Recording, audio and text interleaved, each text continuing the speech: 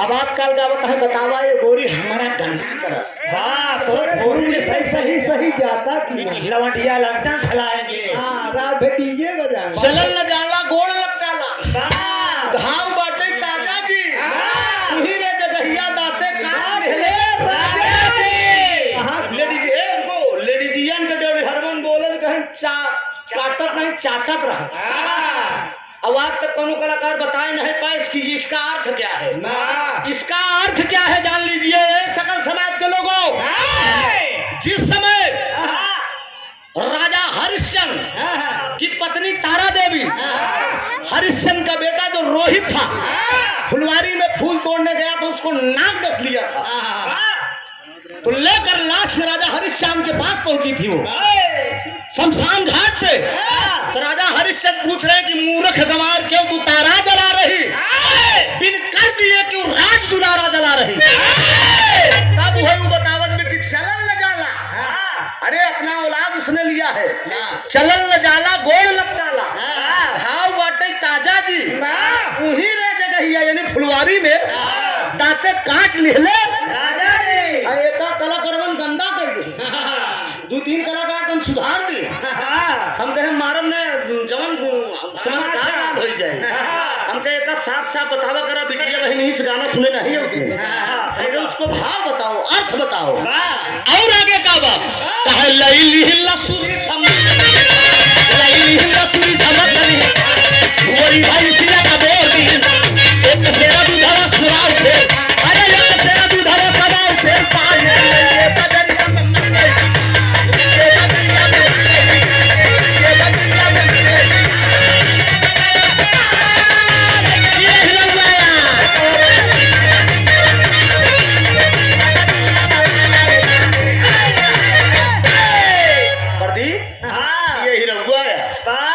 समझा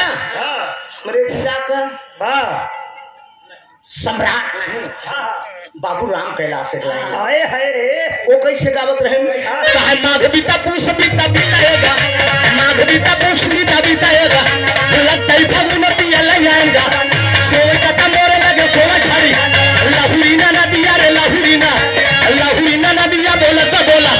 ना ही भैया आए बाना पानी देबा माहे पूरा भैया बास है यार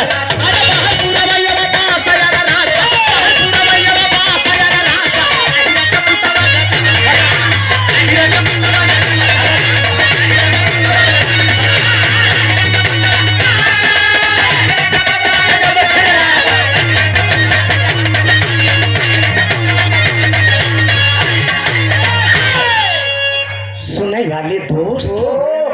बड़का भैया दादा बोलत रहे ए पंचा दादा बोलत रहे कैसे ताक टोक पकड़े से कहा सुने वाले दोस्त दुल्हन तेरा था जैसे भैंस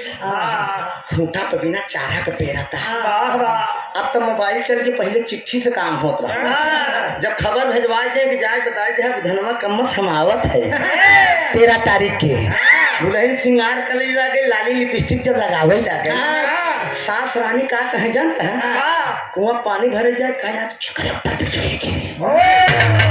कहा जना राजा जी यही है राजा बड़ेरी बोलई कागर जदा दुल्हा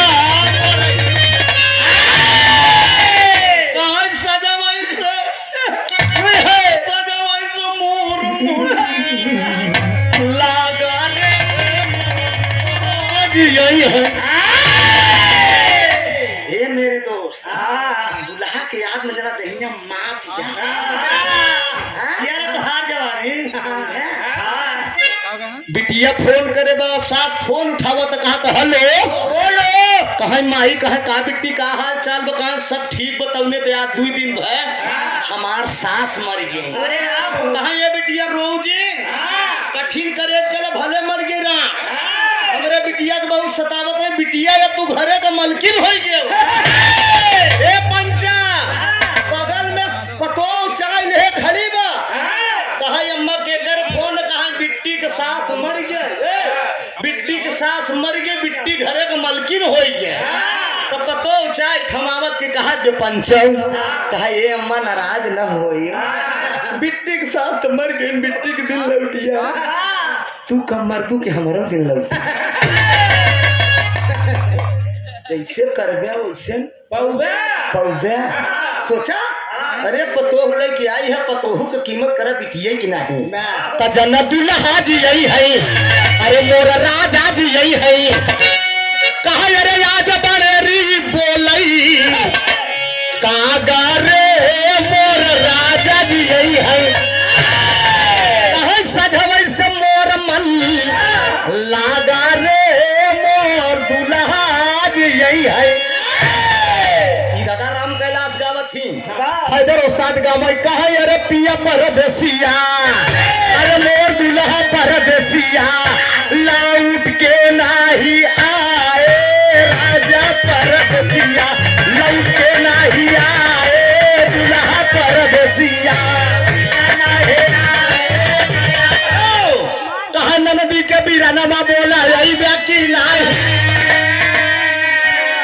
नदी के बीरानमा घरे यही बाकी कहा अरे हमारी तपानिया आई बाकी नहीं हमारी तपानिया आई बाकी नहीं कहा अरे आवा मोर दुल्हा अरे आवा मोर राजा बात दिल में बहुत ही कलेश रे लिखल गोरी पतिया दुल्हा पर हाँ लेकिन हमारे जिला का सम्राट कलाकार बाबूलाल जी लहरी एक लाइन गावत रहे कहा पिपर के पात बारह गाता होइगा पिपर के पात बारह गाता होइगा भौजी तोरे लागी का दक्षिणा होइगा पिपर के पात बारह गाता होइगा भौजी तोरे लागी का दक्षिणा होइगा नाल गारे जाना फुकेरा होइगा है अरे नाल गारे जाना फुकेरा होइगा है ए नाल गारे जाना फुकेरा होइगा है जान तू अपने भतार का मिलावे है अपने भतार का मिलावे है अपने भतार का मिलावे है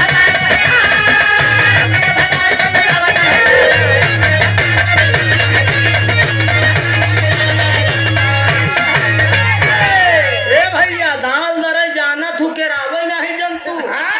आई अपने भतार का मिलावे नहीं जनता यही पूर्वांचल तरफ एक दाई विवाह हो गई एक लड़की से और लड़की बड़ी टनाटन एकदम गोर के एकदम संगमरवा समझा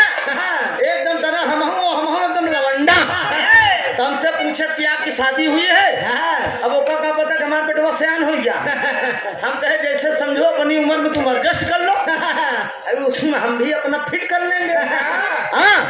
तो हमका लौंडा समझस गायस तुरंत ही मंचवई पे तेरी गली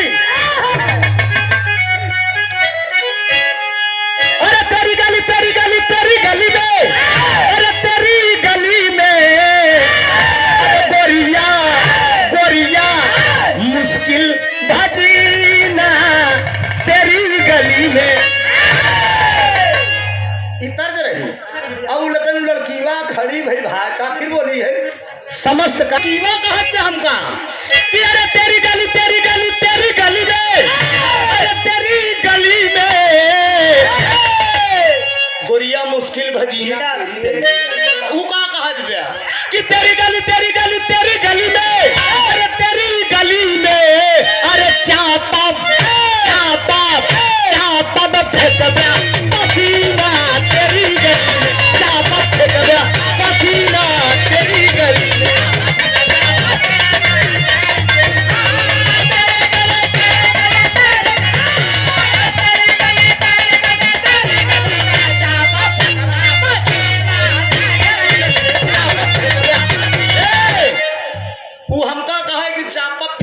पसीना रुका यार वे चपाई होती है तो तू अंतर ठंडा भा चापा फेंकबे पसीना तेरी गली में हम खड़ा बाप के चपबू फेंकबे पसीना ए बुच्ची तेरी गली में इनका करबू तू अरे गिनई लगबू दऊ माही तेरी गली गिनई लगबू दऊ